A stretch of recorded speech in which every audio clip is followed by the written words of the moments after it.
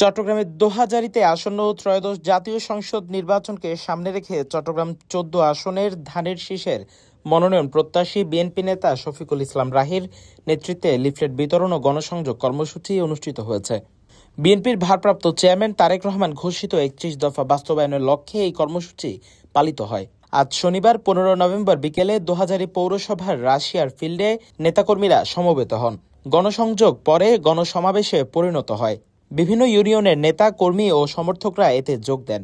রাশিয়ার ফিল্ড থেকে দোহাজারী বাজার হয়ে চট্টগ্রাম কক্সবাজার মহাসড়কের বিভিন্ন গুরুত্বপূর্ণ স্থানে দোকানদার, ব্যবসায়ী, পথচারী, চালক, শ্রমিক ও সাধারণ মানুষের মধ্যে লিফলেট বিতরণ করেন শফিকুল ইসলাম রাহি।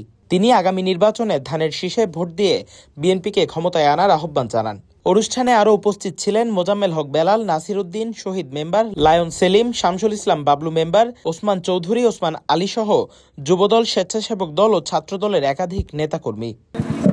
আমি রাহিকে প্রার্থী ঘোষণা করার কোনো দরকার নেই, দরকার হবে বিএনপি করে এরকম একজন রিকশাওয়ালা হোক, কোনো দিনমজুর হোক, কৃষক হোক, শ্রমিক হোক, একজন পারবে ধানের শীষের কান্ডারি হতে পারবে। চন্দনেশ প্রতিনিধির পাঠানো তথ্যচিত্রে news desk, CTG post, Chittagong.